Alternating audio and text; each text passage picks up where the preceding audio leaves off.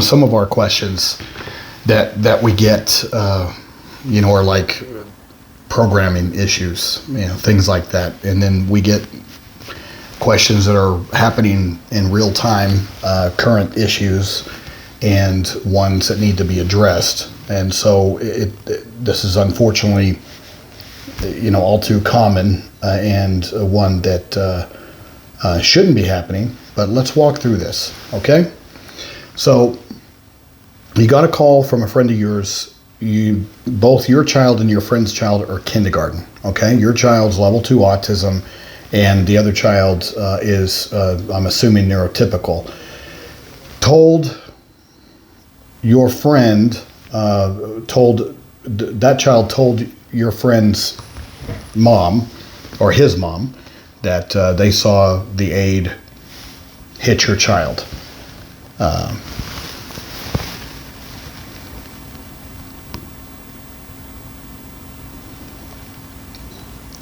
Smack. Okay, that's what I was looking for. Smack your child, which, I don't necessarily know what smacking, is it across the face? Is it to the body? I don't know if not that it matters. Doesn't matter. A hit's a hit is a hit. Okay, so you turn around, you talk to the principal, you get the actual teacher in there, they all sit down, they refuse to have the para in the meeting, and then they proceeded to call your child and the other child, liars, and took the side of the adult, whom they don't know, by the way. But let's walk through this, okay? As mandatory reporters, which the school is, that extends to themselves as an education agency. They don't have some luxury written into the law. Some, like Alabama, for example. If it's something directly related to corporal punishment, and then that's corporal punishment defined by the state law and within board policy, they're allowed at that point to do sort of an internal investigation and not necessarily refer that over to DHR or CPS. But if it's outside of those parameters, then yes, there's no distinguishment between, hey, I work for government, therefore, I don't need to be scrutinized, and I don't need to have a neutral outside agency, look into my behavior. There isn't a rule like that. Now, that doesn't mean that government doesn't treat itself in that fashion. It doesn't mean that it somehow believes that it's more equal than the rest of us, to take from Animal Farm. But it shouldn't be like that. The rules and the protections and the safety nets are there to protect children, not there to protect employees, and not there to protect the institution. All right, if I, as a lawyer, if I'm having to free float my butt out there professionally, in all the scary ways that you can imagine, then I'm sorry.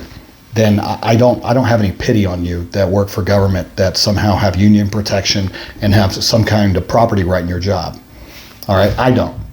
And I'm able to live in this world, and I'm able to, pay my bills, and I'm able to be just fine.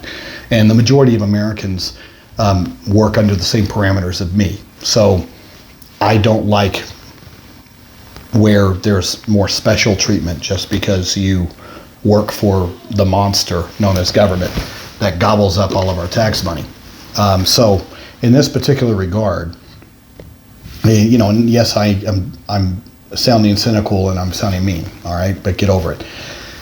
And the reason I am is that it really irritates me that what kind of message are we sending to our children if we're not believing them, if we're not giving them the benefit of the doubt, and in the mouth of 2 or 3 witnesses, truth shall be established. So in this particular situation, I've got 2 kids that are verifying this story independently of each other. But to sit there and say, oh, that didn't happen, well, it's just people covering their butt.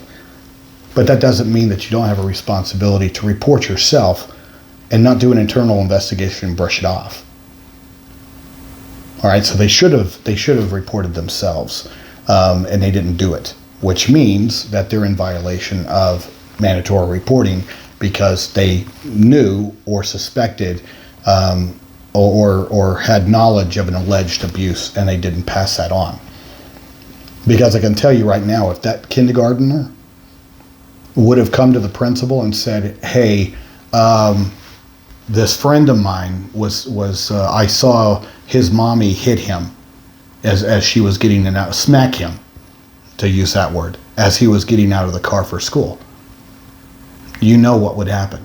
That principal would have absolutely mandatorily reported that parent off of the reporting of just the one child, maybe verifying with the other child. But no difference. Just flipping the hats, flipping the employment hats. Instead of it being the parent, it was a paraprofessional and employed by the school system. Now, and that's where I'm saying the school system should have reported it. Now, what can you do about it?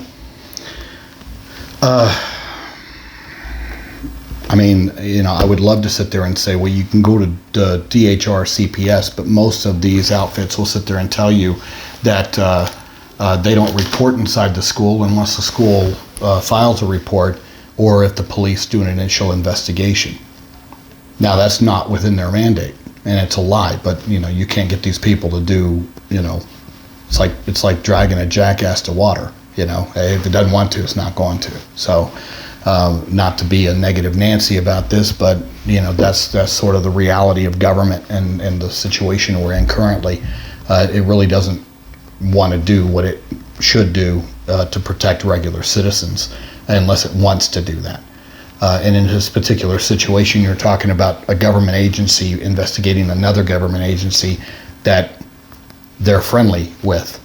And, you know, there's so many politics involved. But the big question on my end as a special education attorney is when I see situations like this, that's usually indicative of bigger problems with the child's program. Because if she's responding that way, that means that there's no training. Obviously, your child's having behavioral issues that aren't being addressed properly, which means that the behavior plan's probably not good, which also means that any kind of behavior goals or services within your child's plan aren't being done, not being done consistently to where your child's progressing. So if, for what it's worth, if they won't listen to you and they won't do an internal investigation to protect your child, this is where I tell the parents, come to me. You know, I think I know where you live, and I think you live in a place to where we could help you. And, you know, these kind of situations, you know, the piper's going to show up and the piper's going to be playing, and sometime that piper has to be me. All right? When principals don't listen to little kids, and when they want to sit there and ignore situations like this to protect their own rear ends and that of staff that they really don't know, they work there, but do you really know that person? You don't. You don't know who you work with, really. You think you do. You know, but that's what I'm saying. So, you know, I'm going to let you know that I did this video response, but please respond back and let me know where you live, and if you'd be interested in having us look over your documentation and see if there's any gaps and any places that need to be enhanced so that you can take control to protect your child with these safety nets instead of relying upon these people that obviously don't want to do their job.